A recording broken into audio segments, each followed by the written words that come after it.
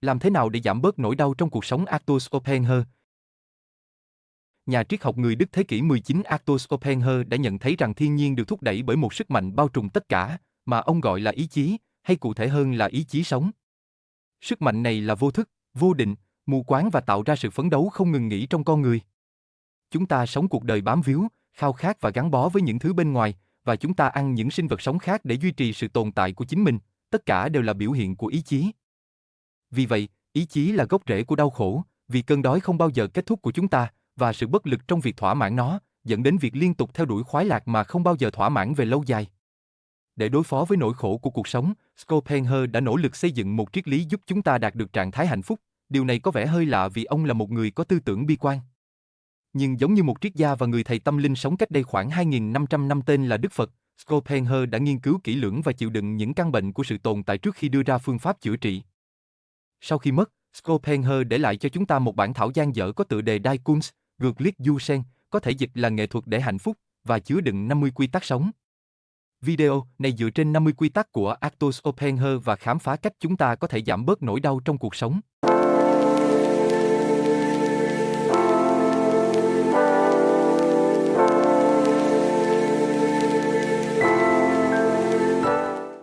Chủ nghĩa khổ hạnh. Arthur Schopenhauer được nhiều người coi là một triết gia bất hạnh, người nhìn thế giới qua lăng kính bi quan đến mức chán nản. Đọc các tác phẩm của ông, chúng ta thấy rõ rằng ông không hề tô hồng sự tồn tại, mà cố gắng tạo ra một hình ảnh thế giới giống với thực tế, bất kể thực tế này có đau đớn, khắc nghiệt và xấu xí đến đâu. Nhưng sự tập trung của ông vào nỗi đau khổ của cuộc sống thực sự là chìa khóa để hiểu cách chúng ta có thể thoát khỏi nó. Tôi xin trích dẫn. Tôi đã nhắc nhở người đọc rằng mọi trạng thái phúc lợi, mọi cảm giác thỏa mãn đều có bản chất tiêu cực, nghĩa là nó bao gồm sự giải thoát khỏi đau khổ, vốn là yếu tố tích cực của sự tồn tại. Do đó, hạnh phúc của bất kỳ cuộc sống nào cũng không được đo lường bằng niềm vui và sự thích thú mà bằng mức độ thoát khỏi đau khổ, thoát khỏi điều xấu. Kết thúc trích dẫn. Nỗi đau bất mãn này chính là đặc điểm của cuộc sống, vì bản thân niềm vui hay hạnh phúc không gì hơn là sự giải thoát tạm thời khỏi nỗi đau. Do đó, nỗi đau mang tính tích cực vì nó có thể được thêm vào hoặc bớt đi, trong khi hạnh phúc mang tính tiêu cực vì nó đơn giản là sự vắng mặt của nỗi đau.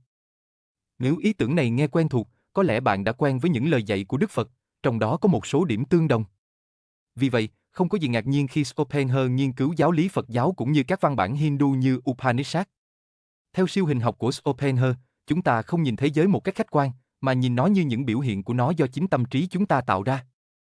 Điều này có nghĩa là không có vật thể nào mà không có chủ thể, và mọi thứ chúng ta nhìn thấy chỉ là nhận thức, chứ không phải là bản chất của sự vật. Thực tế siêu hình mà Schopenhauer phát họa, dựa trên các tác phẩm của Immanuel Kant, có thể vừa khó hiểu vừa mang tính giải phóng cùng lúc. Điều này gây nhầm lẫn vì dường như không có trải nghiệm khách quan nào, vì thực tế của mọi thứ chúng ta nhận thức được đều do tâm trí tạo ra, nghĩa là những gì chúng ta quan sát không bao giờ là bản chất thực sự của chúng. Nhưng nó cũng mang lại sự giải phóng. Vì chính chúng ta có thể chọn cách nhìn thế giới theo một góc nhìn khác. Nếu chúng ta nhìn đủ kỹ, chúng ta sẽ thấy rằng không phải những thứ bên ngoài ảnh hưởng đến chúng ta, mà là cách chúng ta cảm nhận chúng. Biết được điều này có nghĩa là chúng ta có thể thay đổi mối quan hệ của mình với những gì bên ngoài và giải phóng bản thân khỏi sự nô lệ của ý chí và thế giới. Nhưng bằng cách nào? Lựa chọn hiệu quả nhất mà Schopenhauer đưa ra cho chúng ta là chủ nghĩa khổ hạnh. Bằng cách kiềm chế giác quan, chúng ta có thể chế ngự ý chí bằng cách làm suy yếu ham muốn đối với những thứ bên ngoài. Việc phủ nhận ý chí có nghĩa là chúng ta phủ nhận những gì ý chí tự nhiên truyền vào chúng ta. Vì vậy, chúng ta quay lưng lại với lạc thú và từ bỏ thế giới bên ngoài. Tuy nhiên, chủ nghĩa khổ hạnh không dành cho tất cả mọi người. Chỉ có một tỷ lệ nhỏ những người thực hành khổ hạnh và có thể giải thoát hoàn toàn khỏi đau khổ. Một trạng thái được gọi là giác ngộ trong Phật giáo. Vì vậy, mặc dù hoàn toàn thoát khỏi nỗi đau là một lựa chọn, nhưng có lẽ thực tế hơn là tập trung vào các cách giảm đau, làm cho cuộc sống dễ chịu hơn và thậm chí thú vị hơn. Ảo tưởng về hạnh phúc, vậy thì, làm sao chúng ta có thể hạnh phúc khi cuộc đời đầy rẫy đau khổ? Schopenhauer đã tạo ra 50 quy tắc dành cho, gọi là, người bình thường, đối lập với lối sống khổ hạnh. Ông cho rằng khi theo đuổi hạnh phúc, chúng ta không nên nghiêng hẳn về thái độ khắc kỷ kiểu khổ hạnh. Cũng không nên theo Machiavelli, về cách thứ nhất, ông tin rằng ý chí sinh tồn nơi con người bình thường quá mạnh để có thể tìm thấy hạnh phúc qua sự buông bỏ và khắc khổ. Về cách thứ hai, ông tin rằng hạnh phúc không nên được theo đuổi bằng cách gây đau khổ, tổn hại hay lợi dụng người khác. Quan điểm của ông về hạnh phúc của một người bình thường nằm giữa hai thái cực này, mà ông gọi là eudaimonia, một từ được dùng trong triết học khắc kỷ để mô tả trạng thái thịnh vượng, đức hạnh và sống thuận theo tự nhiên. Đối với Schopenhauer, eudaimonia có ý nghĩa khác. Ông coi cuộc sống hạnh phúc là một sự tồn tại mà sau khi xem xét kỹ lưỡng, rõ ràng là tốt hơn so với sự không tồn tại. Hay nói một cách đơn giản, cuộc sống hạnh phúc là cuộc sống thú vị hơn cái chết. Ông nói rằng người bình thường không theo đuổi sự khổ hạnh sẽ không bao giờ có thể đạt được hạnh phúc trọn vẹn, thay vào đó, họ nên hướng tới một trạng thái ít đau đớn hơn. Bây giờ, chúng ta có thể làm điều này như thế nào?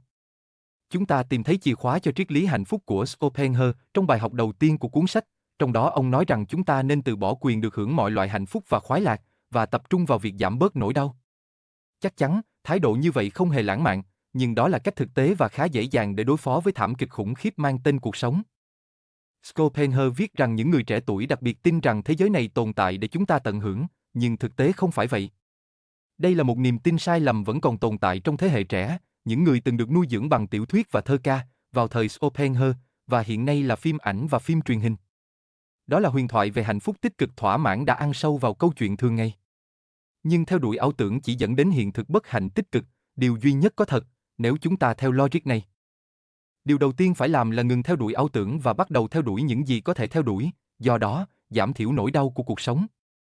Như Schopenhauer đã nói và tôi xin trích dẫn, cách an toàn nhất để không quá đau khổ là đừng mong đợi mình sẽ quá hạnh phúc, kết thúc trích dẫn. Và điều đó thật tuyệt vời khi già đi, chúng ta đã đủ khôn ngoan để từ bỏ việc theo đuổi hạnh phúc từng khiến chúng ta đau khổ khi còn trẻ. Vì chúng ta sợ nỗi đau mà mình đã phải chịu đựng trước đây, nên giờ đây chúng ta tập trung vào việc giảm thiểu nỗi đau.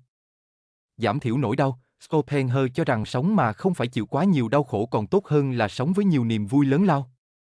Không có gì bí mật khi nhiều người nổi tiếng có được những thú vui lớn nhất, mà công chúng không có được, lại là những cá nhân rất gặp rắc rối và không hạnh phúc.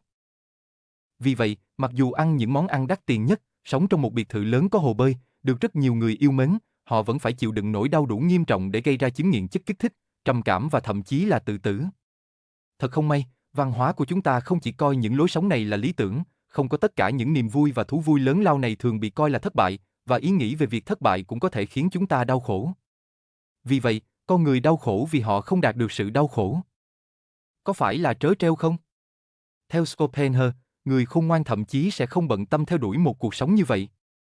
Thay vào đó, họ tránh né những đau khổ của cuộc sống. Và nếu họ vô tình bỏ lỡ niềm vui thì cũng chẳng mất mát gì, vì dù sao thì niềm vui cũng chỉ là ảo tưởng. Bây giờ, chúng ta có thể sắp xếp cuộc sống của mình như thế nào để giảm thiểu đau đớn nhiều nhất có thể? Vâng, nỗi đau xuất phát từ nhiều nguyên nhân khác nhau. Theo Schopenhauer, những điều này hoặc tương ứng với cách chúng ta nhìn nhận bản thân hoặc cách chúng ta nhìn nhận thế giới. Ví dụ, khi chúng ta không thực tế về phẩm chất của mình, chúng ta có thể sẽ đau khổ. Đó là lý do tại sao Schopenhauer nói rằng chúng ta nên hiểu rõ bản thân mình để xác định điểm mạnh và điểm yếu của mình. Nếu chúng ta sử dụng và phát triển những khả năng mà mình có, chúng ta hiếm khi cảm thấy đau đớn khi nhớ lại điểm yếu của mình. Một ví dụ khác là khi Schopenhauer lập luận rằng vấn đề không phải là chúng ta có gì mà là chúng ta là ai.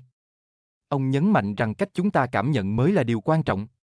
Sức khỏe và sự vui vẻ quan trọng hơn danh tiếng và sự giàu có. Một người khỏe mạnh thì hạnh phúc hơn một vị vua ốm yếu, ông kết luận. Vì vậy, hãy khôn ngoan khi chọn sức khỏe hơn mọi thứ khác và luôn chào đón sự vui vẻ vì điều này quyết định cảm giác của bạn ở thời điểm hiện tại. Mặc dù Schopenhauer không khuyến khích chủ nghĩa khổ hạnh, ông vẫn thể hiện sự thờ ơ lành mạnh đối với con người, đồ vật và địa vị. Ông thường trích dẫn triết gia Hy Lạp cổ đại Epicurus và hệ thống khoái lạc của ông, có vẻ là điểm khởi đầu hợp lý nếu chúng ta muốn giảm thiểu nỗi đau. Tóm lại, chúng ta phải tập trung vào những nhu cầu cơ bản dễ đáp ứng và tự nhiên, như ăn uống, và phải tránh theo đuổi danh vọng và sự giàu có tột độ, vì những thứ này không thể thỏa mãn và khó đạt được, và cũng dễ mất đi, dẫn đến đau khổ. Ta có thể nói rằng Schopenhauer dẫn chúng ta đến con đường trung dung vàng son, không phấn đấu cho hạnh phúc ảo tưởng, nhưng cũng không dấn thân vào con đường tự chối bỏ, chọn những thú vui không khiến ta đau đớn hoặc ít đau đớn, đồng thời tránh những thú vui mà ta phải chịu đựng để có được và tạo ra đau khổ khi mất chúng. Ngoài ra, chúng ta nên luôn đặt sức khỏe tinh thần và thể chất lên hàng đầu. Bởi vì khi chúng ta cảm thấy thoải mái bên trong, thì bên ngoài, dù có ảm đạm đến đâu, cũng sẽ dễ chịu đựng hơn nhiều. Nếu bạn muốn đi sâu hơn vào những suy tư của Schopenhauer về hạnh phúc và cuộc đời, mình để link cuốn Trí tuệ nhân sinh trong phần mô tả bên dưới. Có thể bạn sẽ tìm thấy ở đó vài nguyên tắc nhỏ, đủ để soi sáng những khúc quanh trong hành trình sống của chính mình. Cảm ơn các bạn đã theo dõi.